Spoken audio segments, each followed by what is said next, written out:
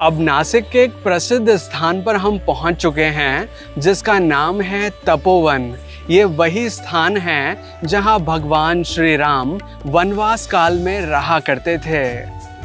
तपोवन में कई सारे पौराणिक स्थान बने हुए हैं जिनके अभी हम कुछ ही देर में दर्शन करेंगे, लेकिन इससे पहले मैं आपको दर्शन कराना चाहूँगा प्रभु श्री राम के, जिनका स्टैचू यहाँ पीछे की ओर बना हुआ है। यहाँ पर है राम सृष्टि उद्यान, यानी कि एक गार्डन एरिया बना हुआ है जहाँ पर भगवान श्री राम का एक काफ़ी बड़ा स्टैचू बना हुआ है जिनके हम यहाँ दर्शन कर सकते हैं।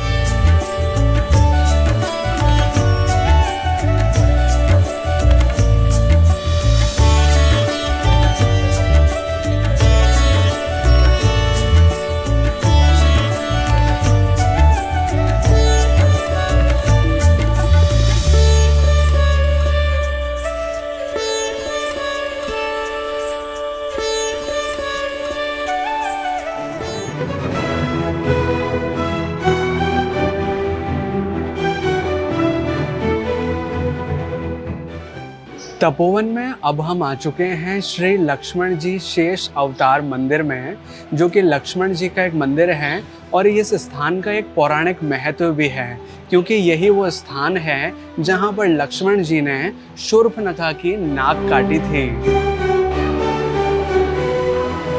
एक और खास बात बताना चाहूँगी, इस शहर का नाम नासिक क्यों पड़ा, क्योंकि लक्ष्मण जी ने यहाँ पर शूर्पणखा की नाक काटी थी। नाक का हिंदी में अर्थ होता है नासिका, और नासिका यानी कि नाक को यहाँ पर काटा गया था, इस वजह से इस स्थान का नाम नासिक है। और इसके बारे में यहाँ एक बोर्ड लगा हुआ है जिस पर भी जानकारी दी हुई है।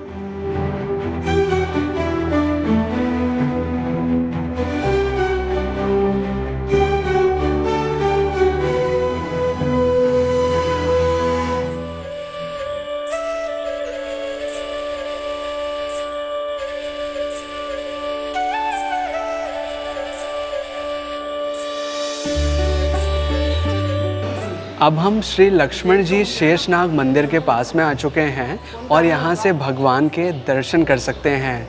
ये लक्ष्मण जी के शेषनाग अवतार का एकमात्र मंदिर है जहाँ पर लक्ष्मण जी के शेषनाग रूप में दर्शन किए जा सकते हैं।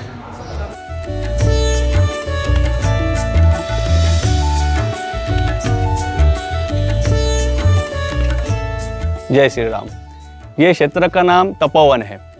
रामायण कालीन ये जगह का नाम दंडक वन दंडकारण्य। यहाँ पहले भगवान राम और माता सीता जी का दर्शन है।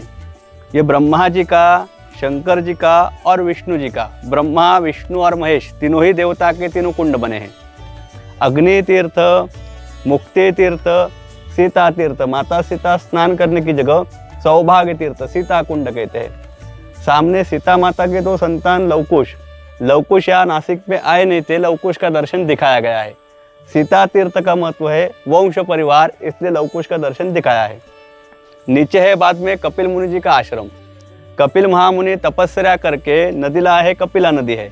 नासिक बाजू आई है गोदावरी और कपिला दो नदी का यहाँ संगम है। और यही कपिला और गोदावरी संगम के किनारे लक्ष्मण जी ने जो शूर्पणखा की नाक काटी है वो मुख्य जगह यहाँ पर है।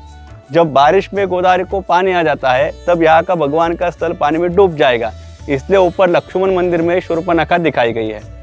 रामायण में जगह के बारे में कथा है, ब्रह्मा विष्णु और महेश तीनों ही देवता को साक्षी मानकर भगवान श्री राम ने माता सीता जी को यहाँ अग्नि में प्रवेश करवाया। माता सीता जी का अग्नि में प्रवेश हुआ। अग्निकुंड में से सीता जी का परछाया मायावी स्वरूप निकाला, वो रखा था सीता जी की गुहा पंचोटी में। रावण जो लंका चुरा ले गया वो माया रूप, असल माता जी का स्वरूप अग्नि भगवान के पास था। इन तीर्थों को कहते हैं गोदावरी के पाप नाशनी कुंड। यही संगम में 12 साल में जो कुंभ मेला लगता है नासिक में, ये नासिक गोदावरी कुंभ मेले की जगह है। यहाँ कपिला और गोदावरी की यात्रा के लिए लोग आते हैं। पंचुटी राम घाट में स्नान होता है। ये तीर्थ यात्रा की जगह है, कुंभ मेले की जगह है ये। जय श्री राम।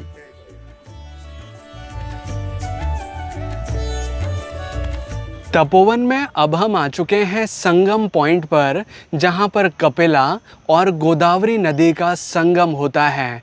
ये एक पवित्र स्थान है जिसमें आप इस साइड पर देखेंगे तो ये नदी है गोदावरी नदी और इस साइड से आती है कपिला नदी, और दोनों नदियाँ इस स्थान पर आकर मिलती हैं और बनाती हैं संगम।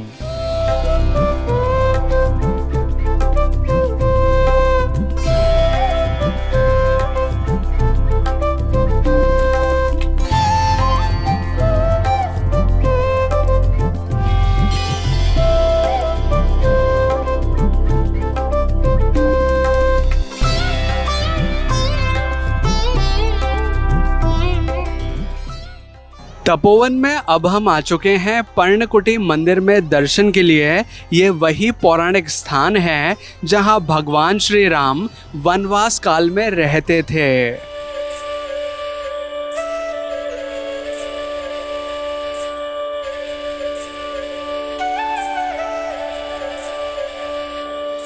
तो ये वनवास काल का प्रभु श्री राम जी का झोपड़ी स्थान है, जहाँ प्रभु श्री राम ने झोपड़ी बनाई थी।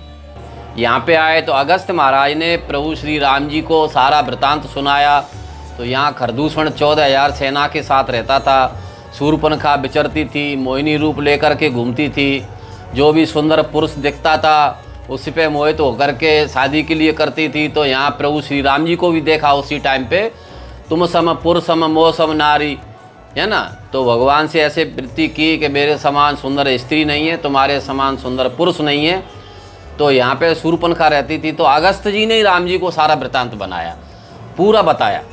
और यहाँ पे 14,000 राक्षसों की सेना, भगवान ने खरदूषण के सेना को मार डाला। फिर यहाँ सीता मैया का हरण हो गया। यहाँ से प्रभु श्री राम जी लंका चले गए। तो भगवान राम, ये तीर्थ धाम है जहाँ दूर दूर से भक्तजन प्रभु श्री राम जी की पर्णकुटी के दर्शन करने आते हैं, अपना जीवन सफल बनाते हैं। आज आप पर भी राम जी की कृपा हुई तो राम जी के आप दर्शन कर रहे हैं। बोलो जय श्री राम।